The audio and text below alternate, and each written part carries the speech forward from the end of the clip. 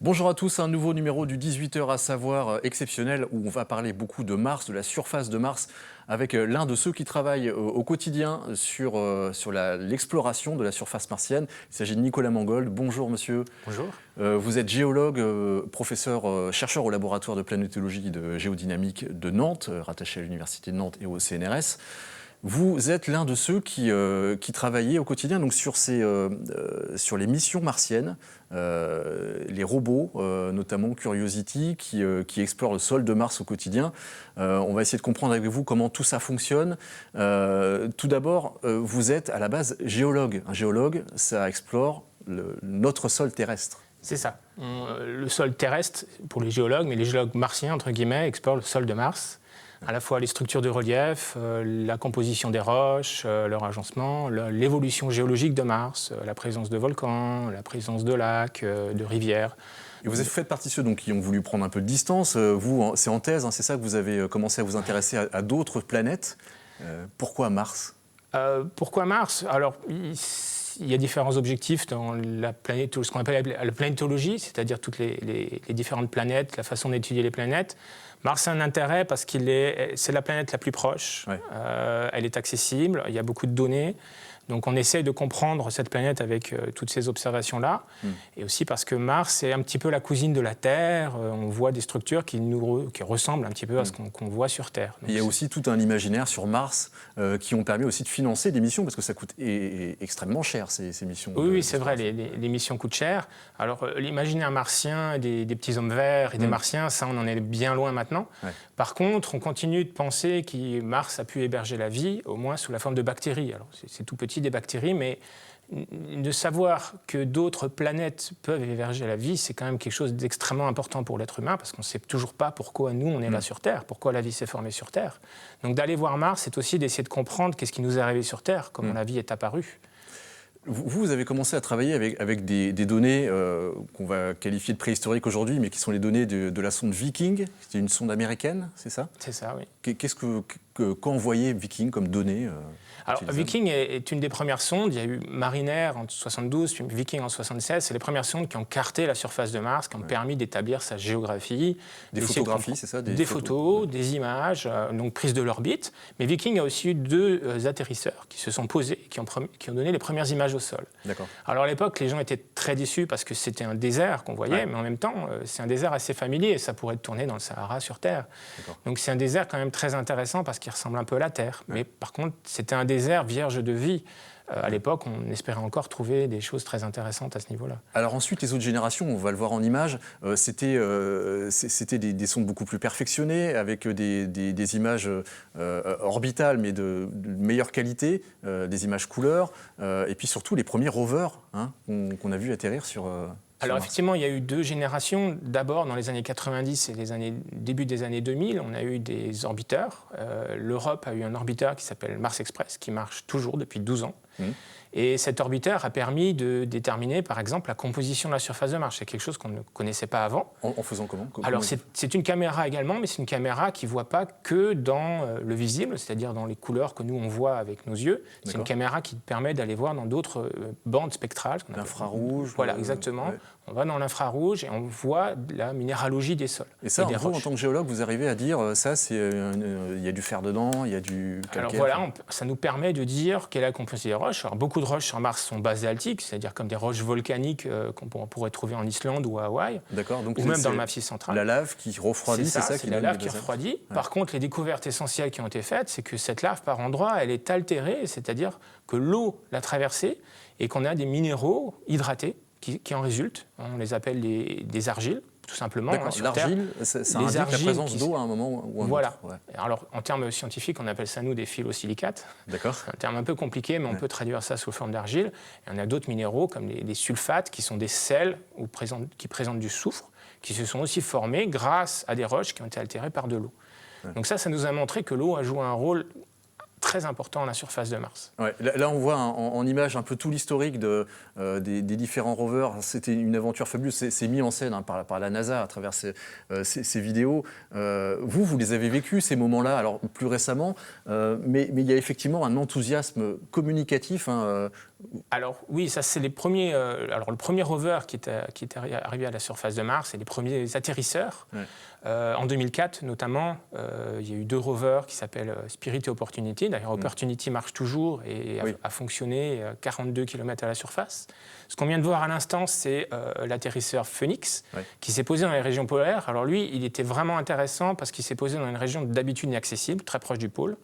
Il n'a pas duré longtemps parce qu'on sait qu'en hiver, il fait trop froid pour que le rover survive. Il fait jusqu'à moins 130 degrés quand même. Oui, ça fait vraiment froid. Mais le rover a permis de gratter la surface et a vu de la glace à quelques centimètres. Et ça, c'était important parce que... Il a vu de la glace, oui, exactement. Avec ses caméras. Ouais. A vu de la glace et a analysé cette glace. Et on sait que c'est de la glace d'eau. Et ça, c'est extrêmement important parce qu'on a des données orbitales qui montraient qu'à ces latitudes-là, près du pôle, on avait de la glace d'eau proche de la surface. Et donc le rover... On a eu la preuve qu'il y avait de l'eau sur Mars. Ça. Ce qui a donné lieu à tous les fantasmes, de l'eau, donc de la vie. C'est la grande question aujourd'hui. Oui, alors de l'eau, là en l'occurrence sous forme de glace, et pour l'instant aujourd'hui sur Mars, on l'a essentiellement sous forme de glace. Alors récemment, il y a quelques mois, on a entendu parler d'eau liquide. C'est les images qu'on voit C'est exactement ces images-là. Est-ce que cette petite eau liquide, alors ce qu'on voit, c'est des résidus liés à des écoulements. C'est ça, on voit des écoulements. En fait, quand on a perçu ces écoulements sur les images, on s'est dit, voilà, on revient un an plus tard, l'écoulement n'a pas la même longueur, donc l'eau coule. C'est pas aussi simple que ça. Non, parce qu'un écoulement granulaire, c'est-à-dire juste avec des grains secs, peuvent former ce type d'écoulement. Ce qu'on appelle de la saumure, ça peut être simplement... Alors voilà, ce qui est différent, c'est que l'analyse orbitale a montré la présence de sels, et la déduction peut dire que les sels ont besoin d'eau liquide pour se former. Ouais. Voilà. Après, c'est une déduction indirecte, et cette théorie est quand même... pour le moins secouée dans la communauté, elle n'est pas encore admise. Mais on peut admettre qu'à certains moments, l'eau se liquéfie et coule pendant un moment assez court. Voilà, c'est l'interprétation qui en est faite, ce qui permettrait de dire que oui, il y a de l'eau actuellement sur Mars, pas seulement sous forme de glace, mais localement sous forme d'eau liquide, et il se trouve que ce sont des pentes qui sont effectivement qui sont exposées au soleil au début du printemps, et auxquelles il peut faire jusqu'à 0 degré ou proche de 0 degré. Donc c'est possible. Voilà. Alors, on se souvient tous de nos cours de géographie physique au collège ou au lycée, sur la formation des reliefs notamment. Quand on voit des montagnes, quand on voit des vallées, ça a forcément été travaillé par l'eau. Et quand on voit, vous, en tant que géologue, le relief de Mars, est-ce qu'on fait forcément une correspondance avec le relief, je ne sais pas, de la vallée du Rhône Alors, oui, non, en fait, c'est délicat. Il faut faire attention de ne pas interpréter toujours au premier ordre ce qu'on voit sur la Terre. Et bien essayer de comprendre les processus qu'on voit à la surface de Mars, qui sont martiens, c'est-à-dire qui sont faits dans des conditions différentes de ce qu'on a sur Terre. Ouais, parce que le relief qu'on voit là, par exemple, il y a effectivement des trous de cratères, alors on imagine que c'est des météores. Les cratères sont des grands météores, et par endroits, ces cratères montent des sédiments, comme ceux qu'on voit actuellement, et également des rivières qui se jettent dans certains cratères, et qui suggèrent que l'eau a été liquide, pas seulement quelques minutes sur des flancs de certains cratères, mais vraiment de manière pérenne, en formant des lacs. Et le récent rover Curiosity, qui est encore actif, a montré qu'il y avait effectivement des dépôts reliés à un lac. Donc ça suggère que le climat était différent. On ne sait pas à quel point il était différent, mais il a dû être différent pour expliquer toutes ces formes de relief et tous ces sédiments qui contiennent tous des minéraux hydratés, donc qui ont vu l'exposition de l'eau, l'altération par l'eau des roches martiennes. Donc on sait que le climat était un peu différent, et on sait qu'aujourd'hui, peut-être localement, il y a un peu d'eau liquide, mais que ce climat est quand même très très froid. On l'a dit tout à l'heure, il y a plusieurs outils. Il y a un des outils majeurs, c'est Curiosity aujourd'hui, sur lequel vous avez beaucoup travaillé, vous continuez à travailler vous-même, et puis vos collaborateurs, je pense notamment à Stéphane Lemouelik, qui travaille beaucoup sur l'interprétation des images, c'est ça, envoyées par Curiosity.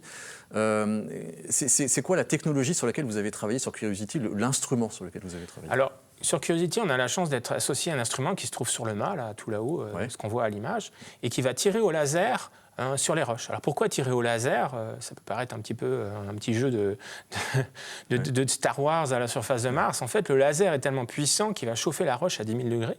Et la roche à 10 000 degrés, c'est ce qu'on appelle un plasma. C'est-à-dire c'est un peu la surface du Soleil. Et du coup, ça dégage des photons, c'est-à-dire de la lumière. Des radiations. C'est des photons. Des photons. Et cette lumière, en fait, va être analysée par des spectromètres à bord du rover qui vont permettre de déterminer la composition de la roche, les éléments chimiques de la roche. S'il y a du fer, beaucoup, pas, de la silice. Chaque élément renvoie une lumière différente, une longueur d'onde différente. Renvoyer une longueur d'onde différente qui va être analysée par spectromètre. Et grâce à ça, on va connaître la composition des roches. Et ça nous intéresse en tant que géologue, parce qu'on s'intéresse au relief pour comprendre les reliefs, mais aussi à la composition des roches. Et ces roches, selon que ce soit juste du basalte ou des roches un petit peu différentes, un peu comme le granit, ou des roches avec des minéraux hydratés, comme les argiles, ça nous parle. Ça nous raconte un petit peu l'histoire de ces roches et l'histoire de l'endroit où on a atterri à la surface de Mars. Ouais. Une question toute bête, mais quand on donne à la NASA des instruments comme ceux-là, avec autant de technologie dedans, comment ça se passe la collaboration entre vous, Français, qui est plutôt rattaché au CNES, ou à l'ESA, au-delà, c'est-à-dire l'Agence spatiale européenne? Comment se passe cette collaboration? Alors effectivement, c'est assez complexe. Ça a été géré par nos collègues toulousains, en particulier Sylvestre Maurice, qui est spécialiste de ce genre d'instrumentation, qui travaille avec le CNES, qui est juste à côté. C'est assez complexe dans le sens où l'instrument il est franco-américain. Il y a une partie de l'instrument, les spectromètres, qui sont américains. Le laser et la partie optique, elle, est française. Donc c'est une collaboration qui dure à peu près une dizaine d'années entre le moment où on décide de faire un instrument, on teste la faisabilité et la construction, il y a à peu près une décennie. Donc ça vous donne un peu l'ordre de grandeur. Et il y a environ 80 personnes qui ont travaillé sur la conception, sur l'instrumentation et à différents niveaux. Ça vous oblige toujours à être régulièrement aux États-Unis pour travailler Alors avec effectivement, les équipes? c'est le cas, mais actuellement on est aux États-Unis plus pour travailler sur le fonctionnement du rover Curiosity, pour le faire avancer, et pour utiliser notre instrument pour comprendre les données qui sont accessibles avec le rover. Parce que vous faites partie de ceux qui déterminaient au jour le jour le trajet du robot Curiosity. Vous faites partie des géologues qui choisissaient les centres d'intérêt sur Mars pour... Voilà, c'est ça. Alors je ne peux pas vous dire qu'on a le joystick parce que ça ne se passe pas tout à fait comme ça, mais un petit peu, on discute de ce qu'on a envie de faire et des objectifs scientifiques prioritaires en comparant les images orbitales et puis les images qu'on a en sol, comme celle qu'on voit là, superbe image de sol. On voit des strates géologiques, quand on a des strates qui nous causent, qui nous donnent un intérêt à aller les voir, à aller les analyser. On va se rapprocher de ces strates et on va les analyser avec tous les instruments, y compris ChemCam, donc c'est un instrument laser. Et si par exemple, là, on se dit en voyant cette image, je veux aller au pied de la montagne là-bas, il faut combien de temps? Alors cette montagne là-bas, c'est le bord du cratère. Donc on a atterri dans un cratère qui s'appelle Gale Crater, qui fait 150 km de large. Et donc la montagne était à 30 km. Donc c'est absolument impossible d'aller jusque là-bas simplement. C'est pour Curiosity de faire 30 km. On va le faire peut-être au bout de la mission. Pour l'instant, on en a fait 12. Et on s'est rapproché des zones d'intérêt prioritaires qui ont été définies au début de la mission, qui sont des zones où on a des minéraux hydratés. Donc ces argiles, ces sulfates dont je parlais tout à l'heure, c'est les zones qui nous intéressent le plus. On s'en rapproche, on en a déjà un petit peu analysé, et on va continuer dans cette direction. Par contre, on peut se dévier à gauche, à droite, en fonction de ce qu'on voit. Et c'est ça qui est intéressant de faire, c'est d'aller regarder pour essayer d'avoir une compréhension continue des strates qui nous entourent. Alors, Curiosity, c'est bien, c'est super. Même, il y a un autre robot qui va être lancé prochainement par l'Agence spatiale européenne, en 2018, peut-être 2020, on ne sait pas trop. Ce robot, vous avez travaillé aussi dessus, ce rover, vous avez travaillé aussi effectivement, dessus. à Nantes, on travaille... C'est la mission ExoMars. Voilà, c'est la mission ExoMars. Donc, on travaille sur les deux aspects d'ExoMars, c'est-à-dire l'orbiteur et le rover. L'orbiteur, c'est la sonde qui est partie il y a quelques jours, début mars, 14 mars, qui va avoir plusieurs instruments, dont un imageur. Et cet imageur va compléter un petit peu la vision qu'on a de la surface de Mars, c'est-à-dire une caméra qui va prendre des photos, qui va prendre des photos en couleur et qui va reconstituer la topographie grâce à ces images. C'est-à-dire c'est des images stéréoscopiques. C'est ce qu'on appelle les images stéréo. C'est un peu comme on utilise deux yeux pour reconstituer le relief. Voilà. Ça permettra d'avoir la 3D à la surface, qui n'est pas toujours le cas à la surface de Mars pour l'instant. On l'a à une grosse échelle, une échelle très, très large, mais on va l'avoir à une échelle de quelques mètres partout. Donc ça, c'est un intérêt. Et cette sonde va être plus destinée à regarder la présence, l'activité actuelle de la surface, donc les petites traces d'écoulement qu'on a vues tout à l'heure. Le dégazage de méthane, c'est un des objectifs. Donc il y a des instruments qui vont regarder l'atmosphère pour comprendre. Nous l'imageur, il va regarder l'atmosphère. Ce qu'on voit là à l'image, c'est le robot. C'est le rover qui, lui, va partir en 2018, si tout va bien. Et ça, en tant que géologue, j'imagine que ça vous intéresse, un forage là dans... Voilà, alors la petite nouveauté du rover, c'est qu'il y a un petit forage qui va permettre de descendre à quelques dizaines de centimètres sous le niveau de la surface. Ça nous intéresse parce que vous savez, la surface de Mars est toute rouge. Elle est pleine de poussière, elle est oxydée. Ce n'est pas les terrains les plus intéressants. Les terrains les plus intéressants, c'est quand on dégage la poussière, qu'on analyse la roche fraîche. Et ça va être possible avec ce petit carottage. D'accord. Bon, j'imagine que vous serez au moment du décollage en 2018 ou 2020 aux premières loges. Ce sera lancé aux États-Unis? Alors non, en 2018, avec le rover ExoMars, ça va être lancé en Russie, comme ça a été le cas avec l'orbiteur. Et en 2020, ce sera le prochain rover à la NASA dans lequel on est aussi impliqué, qui lui sera envoyé des États-Unis, on ne sait pas encore de quel lancement, probablement en Floride. Merci beaucoup, Nicolas Mangol, d'avoir participé à cette émission. À très bientôt et on se reverra donc pour les résultats de cette prochaine mission ExoMars. À bientôt. Très bien, merci. Merci, au revoir.